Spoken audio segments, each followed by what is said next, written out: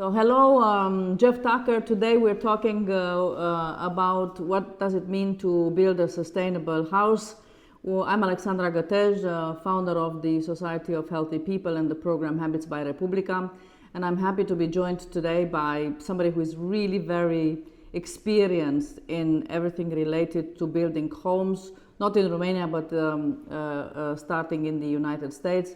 But you will see during our interview why we think Jeff's experience is very, very important for Romania as well. So welcome to our program and our interview, Jeff, and thank you very much for accepting to talk to us. It's a pleasure to be with you, Alexandra.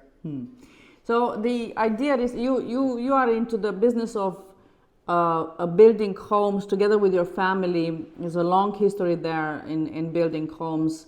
And you yourself have started to be involved in this since 1985. And since Correct. then, you have not just constructed a huge amount of thousands of homes for thousands of families in the United States, but also you have helped in places that had terrible climate situations in which you have helped for the communities to rebuild themselves. Maybe you want to talk to us a little bit about that. So therefore, you are someone who understands not just the business of constructing homes, but the phenomenon of building communities. And that's the important part for us, because when somebody builds a home, it's not just about how much the home is going to cost, but the community in which it exists. So that's one aspect of it. And the other aspect of it that I would like to ask you, our grandparents knew sustainability without putting this name on it, perhaps, because I remember my grandfather, for him it was an obsession not to waste water in any situation in the house. So what does it mean to build a sustainable house today, Jeff? Well, that's a good question, because in the research I've done, not everyone, but lots of different groups have a different spin on what they mean by sustainable.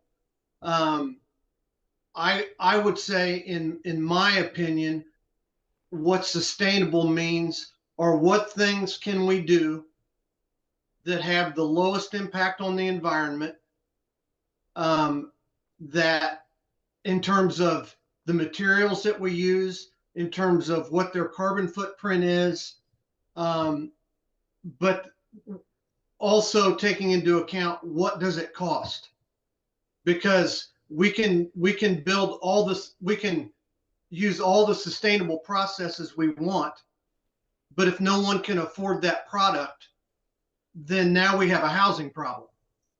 And so it's in my opinion, it's that very delicate balance between affordability, between environmental impact, between time, and I think you have to take all of those things into account when you define sustainability.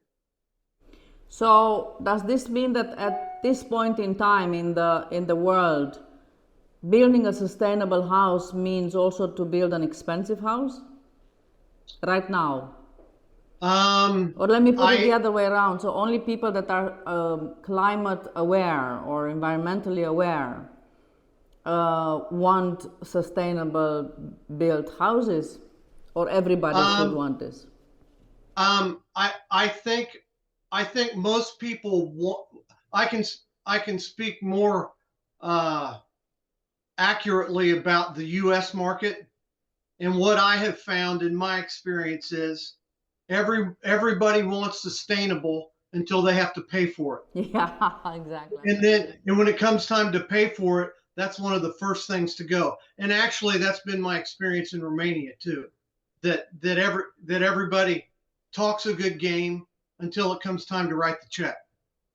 So that's why again, in my experience, what are the things that we can do that we can get people to pay for? And in the United States, and I know in the EU as well, the governments mandate certain things that cause you to save water, that cause you to to use some products over other products. So government mandates drive some of that, but it's my experience that when it comes time to pay, that's when you find out how serious the market really is about being sustainable. And do you think that, for instance, the sustainability topic of building houses, because of the cost barrier, let's face it, I mean, yes, you can be very conscious and you can be a family in which things are recycled or very, very climate conscious, but still cannot afford the materials and to build a completely sustainable house. So do you think in the end that this sustainability is a trend that will pass as other trends have passed, or do you think gradually the cost of the material, because it will become more democratic and more mass market, and the technologies will get lower in price, so that most of people will afford it, and therefore sustainability is here to stay? Do you think it's a trend or it's something here to stay? I think it's here to stay. I'm a big believer in markets, and that markets make those decisions at the end of the day. And so the market is going to say, is going to dictate how fast it happens. I think it's going to happen. I think markets will even, governments can certainly have a lot of say in that, but at the end of the day, it's the market that's going to say how fast it goes. But I don't think it's a fad, but I think it's here to stay.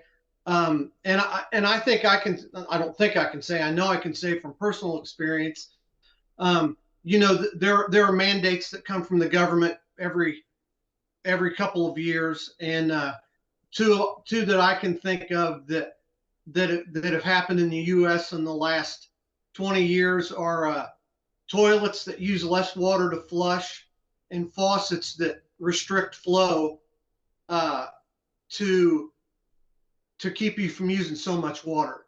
And when low usage toilets came out, that was a huge point of contention in the U.S. Because you had to change your habits for a very something that everybody uses every day, and for the first couple of years that those came out, it was a callback issue on houses, because you had to teach people how their habits needed to change. And my experience with low flow faucets were, when they first came out, I hated them because you didn't have as much water. But then when I saw what it did to my water bill and my sewer bill, my position changed, because like, well, that saves me a few bucks a month, and I can learn how to adapt.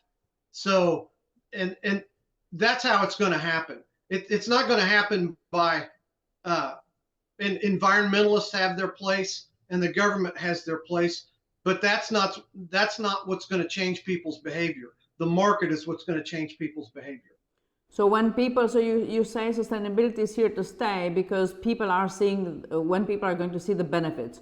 So you pay for a little bit more expensive faucet, but then you save in your water bill at the end of the day, and that's going to drive your habit. Because the point you're making, somehow the whole discussion about sustainability is I feel it's disconnected from the substance of changing habits, and in reality what you're saying, and I think that's point on what we're doing at the Habits with our program, is about healthy habits. So healthy habits are going to drive sustainability, and it's not just about cost, but it's about changing the way you do things.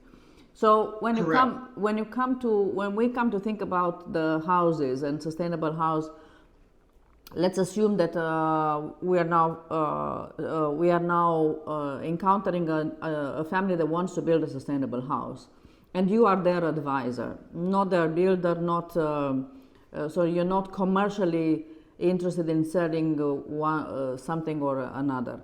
But what would you, and they want to build a sustainable house and they have the means. So what would you tell them to look at and for? I think something that's not obvious is your building site. If you can find a building site that faces southwest, that's free energy just because of how your house faces. So that's and a lot of people don't take that into consideration because, and that's a very basic, how I situate my house. Are there trees or not? Where are the trees? If I can get exposure to the southwest, I'm already ahead of the game in terms of the energy I'm going to need to heat my house. So that would be the very first. If you're really interested in sustainability, let's find a building site where you can face your house southwest. So that and that's I don't know that it's easy, but it's often overlooked. People don't think about that. That's first, yeah. Right. It's not the first Right. thing that comes to mind of anyone. Right. And then the next thing I would do, or I would advise, is what things can we do to take advantage of all that passive solar energy? So and this is something I've learned. I've really had to go to reteach myself being involved with the project in Romania, because in my region of the United States, everything is built out of wood. Everything's wood. And when I came to Romania, everything's concrete. And that's a completely different concept on how to build. But one of the things I've noticed is those concrete houses have so much thermal mass that once you get them warm, they stay warm. And once you cool them down, they stay cool. And that has been a real education to me. So the next thing I would advise is in my region of the United States, you're not going to build a house out of concrete. Nobody knows how to do it. It would be horribly expensive to where you couldn't afford to do it. But what we can do is we can say, we want to take advantage of thermal mass. And so what building materials can I use in my house that add thermal mass? Because again, if you're facing southwest and you're getting that passive solar exposure, one of the ways to take advantage of that is through thermal mass. It's like a storage of heat, right? Exactly. And so coolness. you maybe if you have a fireplace, maybe you build that out of stone, and you take advantage of that stone storing energy. Concrete where you can afford to, and again, that's something that not very many people. People immediately go to, well, I need to have solar panels and I need to have batteries to store that power, and it's like there are some very elemental things you can do at the very beginning. Low E glass. That's another. I don't think we aren't using that in Romania to the degree that we use it in the U.S. But again, that's a relatively low cost little thing and again, it's incremental, but at the end of the day, it all adds up. So you've now talked about, so this is very clear, practical advice. And I have to say the southwest part is something that I've never thought about it, and it's a very good observation.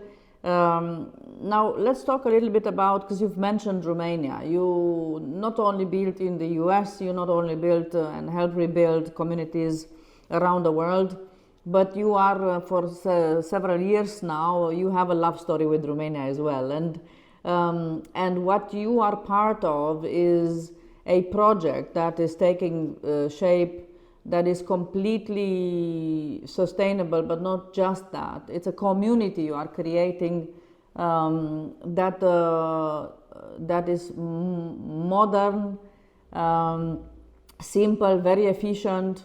It's a project that does not exist in Romania, a second one. So it's a unique project in Romania. Can you talk to us a little bit about it? Yes, I'm involved with a project called Kalina Noa. It is about 25 kilometers north of Cluj. We started building in 2019. I was there as an advisor for the first 2 years, and then in 2021, I came on board full time. We have just completed our first 28 homes. They're all occupied. We have an organic farm as part of our development. We have our own water system, our own sewer system. Every house has solar panels, and as of either this week or next week, every home will be a prosumer in terms of solar energy. So there will be times during the year where every single house is putting power back into the grid, not taking it out of the grid. And we are also working towards being net zero waste. So if we stay on the trajectory we're on right now, we will be net zero waste by about October. So can you explain a little bit, and also the school in the community? So you're self-sustained community through and through, not just the way the houses are built, but also the functioning of the community in itself. Because you are in the middle of the beautiful hills of Transylvania. It's not that you are in the middle of a city or something. So, can you explain a little bit this zero waste concept that you have there? Because again, this is unique to Romania. Zero waste means that you are recycling virtually all the waste that you produce.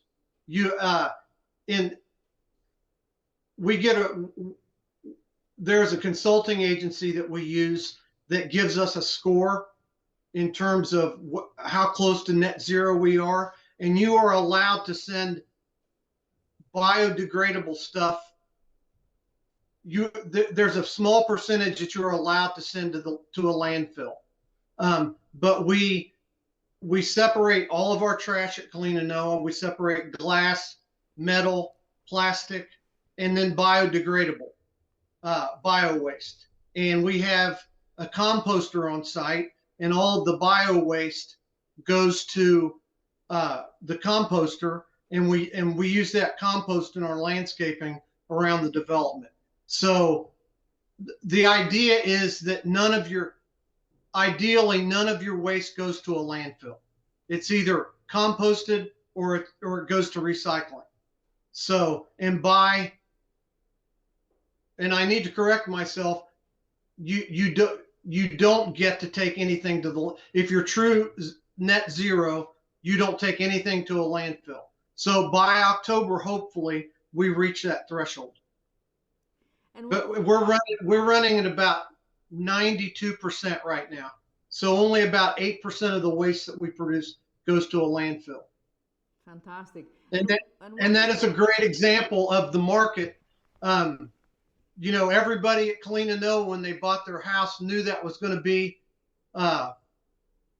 that's one of our goals, was to be net zero. And the way we track that is we weigh all of the waste. And any waste that has to go to a landfill, you have to pay for. So there's an incentive to reduce this kind of waste then. And everybody when they bought their house, was yay, net zero waste. Well, the first few months when they got their bill for the stuff that had to go to the landfill, we heard a lot of complaining. So now everybody is settled into the rhythm, but that's a great example of, yeah, I want to be environmentally conscious until I get the bill. But also, to what you were saying before, it's also a very good example of changing habits. I mean, being environmentally conscious means being ready to pay the bill, but also being ready to change your habits, right?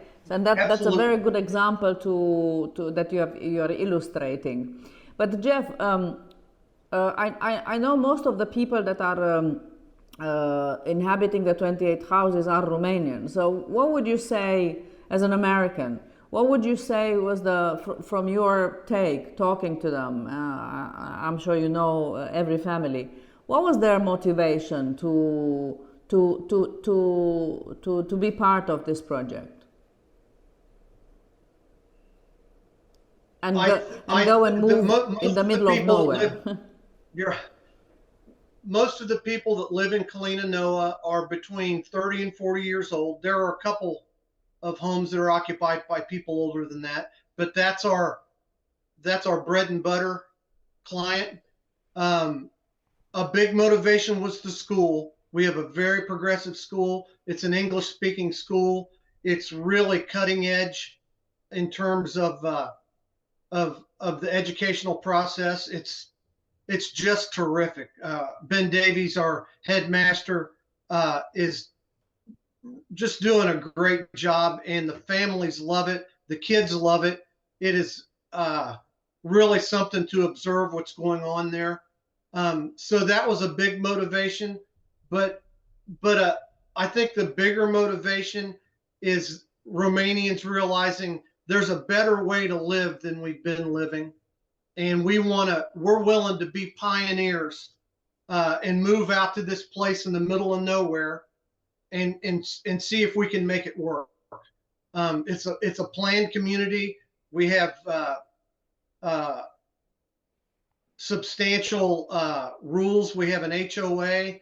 Everybody knows what's going to be built around them. So it's in that regard, every homeowner can have a high level of confidence that somebody's not going to come in and build a factory next to them or a high-rise apartment building. So, and that's a relatively new concept for Romania. Sure.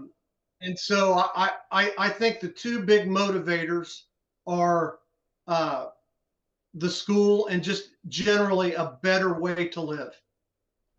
Amazing. And also, as far as I know, is it true that because you're producing your own vegetables as well, is it true that you're playing classical music to your tomatoes? It is true, yes. And it's a wonderful thing to walk out in the morning or the evening. And when I'm there working, I'll take a walk 3 or 4 times a day, and I'll be walking and I can just hear in the distance the classical music playing. So yes, that is true. Amazing. Have you seen a project like this anywhere in the world, or is it a pioneer in many sense also in your experience? There are some projects similar. I wouldn't say exactly the same, but there's a project in Georgia in the United States near just south of Atlanta called Serenbe, and there are aspects of Kalina Noa that are modeled after Serenbe. I think I know there are projects similar to Kalina Noa. I don't know if there's one exactly like it in terms of for the Romanian market, it is really cutting edge. If you built a project like Kalina Noa in the US, it would be kind of unique, but not as unique as it is in Romania. Or I would even say in Eastern Europe. In Eastern Europe, exactly. I think I also wanted to qualify this, I think in Eastern Europe. So you're now coming for quite some, I mean, you have a long, even personal history with Romania that I also know of. You've been generous in sharing this with me. So we're coming to the end of our discussion, and if you would to say something about the evolution of this country, the way you see it in all these many years in which you've been coming to Romania. So what are you noticing in terms of how people look at their lives and the way they live it? Well, I came to Romania for the first time in 1983 while it was still communist, and I was a dumb 22-year-old. And my overarching memory of that trip was just how different that lifestyle was. The lack of certain freedoms, people standing in line to buy food. But I also remember the spirit of the people, and that people will. It's human beings' nature to survive and thrive, and regardless of the circumstances that they live in, they're going to find a way to survive and thrive. We came back in 1995 when we adopted a daughter from Timișoara, and that was when, pretty soon after the revolution, and I refer to that time as Romania was kind of like the Wild West. It was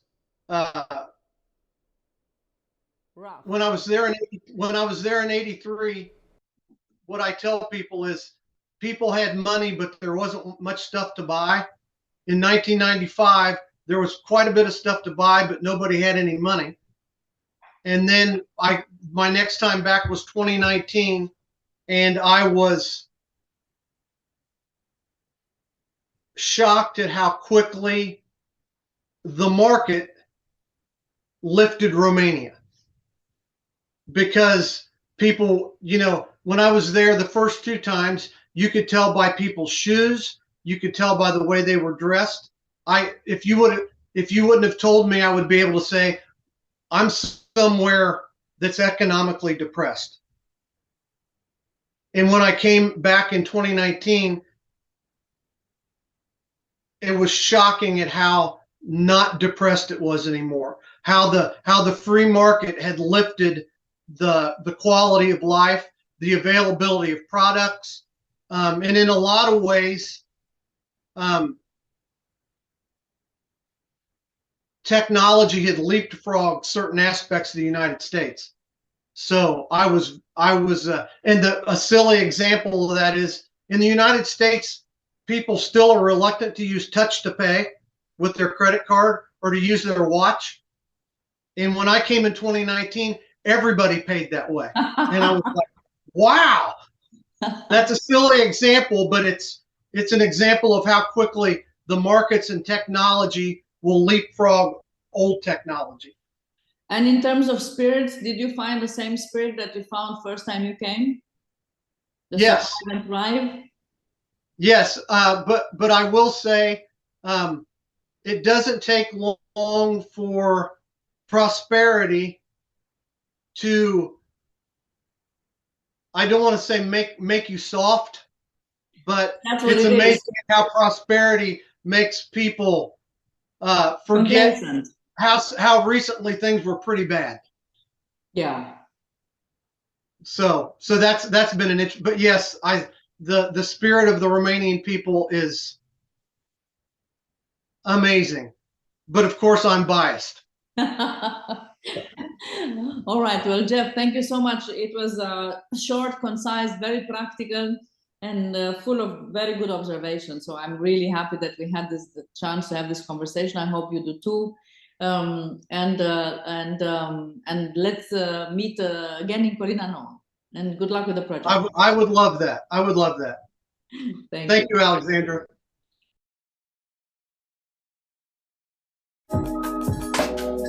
Vă mulțumim că ne-ați urmărit, sperăm că v-a fost de folos și vă invităm în comunitatea noastră a Societății Omului Sănătos.